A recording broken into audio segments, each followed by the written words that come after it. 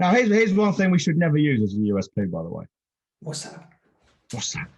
What's that? And I shouldn't have to say this. You're going to have to. I know I'm going to have to, but I shouldn't. And that is, do not use low price and discounts. I don't know how many times we've said it in different ways, but people keep doing it. And some people, their USP is we won't be beaten on price. I can't imagine a more soul destroying and frankly embarrassing USP. Imagine screaming, "I'm so shit, I'll work for less than anybody else." Yeah, that is exactly what you're saying. I will work for less than anyone else anywhere. And some people will say, you know, if you get it cheaper elsewhere after we've done the job, we'll refund twice the difference. Well, good luck with that one. Because you will get, the thing is, doing that, you will attract people who will rip you off by contriving to have it happen. You know you will. Yeah. Why would you? You're tempting fate, as they would say, aren't you? You're playing with fire. You're not so much tempting it as getting an account on fucking onlyfans.com and posting all about it on Twitter. You know, you're really fucking tempting fate. Seriously, I don't know why anyone would do that. Here's a way to look at it, right? Here's a way to look at it that most people won't think of. Never mind the fact, I've said before, a 2% decrease in your price on a 35% gross margin means you have to increase volume of sales by 11% just to stay where you are. Well, good luck with that. 11% more sales, 11% more work. No, thank you. Just to stay where you are. Never mind all that. Think of it this way. I think everyone knows. I don't think there's anyone on the planet, well, on this planet or any other planet, to be fair. I don't think there's anyone else anywhere, anyone who thinks or doesn't realize getting cheap buyers gets you shit buyers, because people with little money or tight-fisted Scrooges are almost impossible to please, slow to pay if they pay at all, entitled, always asking for more for less. You know, I don't think anyone doubts that. Yeah, but never in mind even that. When you sell yourself at a low price and with a discount, you're effectively spending your marketing dollars, because it all comes off your margins. So that is, you can look at it as, by discounting, you're increasing your overhead, your cost per sale, which is effectively saying, well, we're spending that's a marketing dollar we're spending there. And the way we're spending it is as a discount. So let's get this straight. You're spending that dollar or that pound or that groat or that euro in the most unimaginative way you can possibly ever spend it, by giving a discount, slashing your profits massively. Again, 34% decrease in profits on a 35% margin with a 10% discount. You're slashing your profits, and all to attract the worst possible kind of client. There is nothing to recommend it. You get busier and busier doing shittier and shittier work for less and less profit for worse people.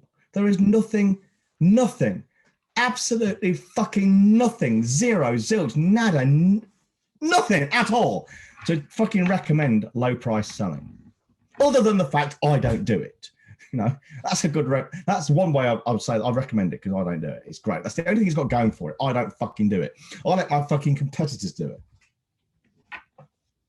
I let my fucking fellow copywriters go on LinkedIn and chime in on these fucking threads about, oh, we'll do some work for you. Please consider me.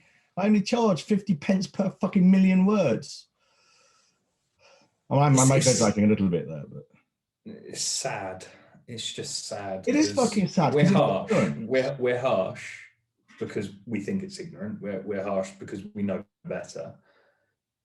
But there's so many sorry fuckers out there that just don't know any other way.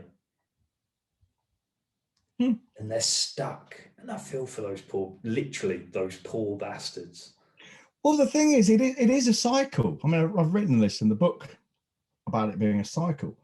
Yeah. Because what happens is, I mean, here's a great example for you. You know, just using those figures I gave. You imagine you cut your price by 10% or 2%, say.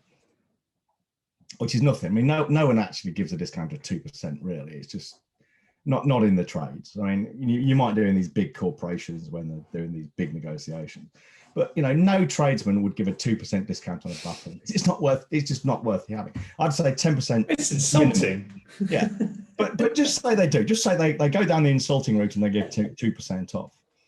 Then they have to increase their volume of sales by 11%. Well, that means you've got to work hard. You've got to work harder to sell it, and you've got to work harder to provide it. 11% at least. That's with 100% increase in your fucking conversion rates and stuff. The chance that's going to be more than that. But let's say in a perfect world, you're working 11% harder. So for every 10 days you would normally work, now you've got to work 11. That's more than an extra day per fortnight on a 2% discount. If this isn't scaring people, I don't know what's wrong with them. Well, if you do that to say that's on 2%, imagine you do that on, say, on a 10% discount, how much harder you got to work.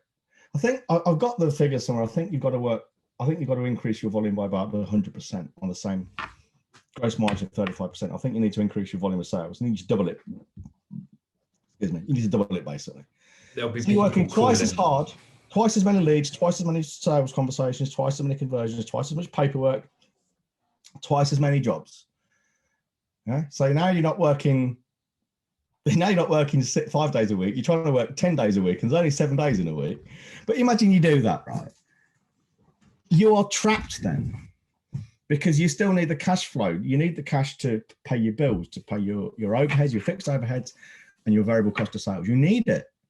This is why these guys get trapped in these cycles and they can't stop it. They're like we used this analogy before. They're like in a washing machine, which is spinning around on the fast spin. They're pressed against the wall of the washing machine. They can't stop.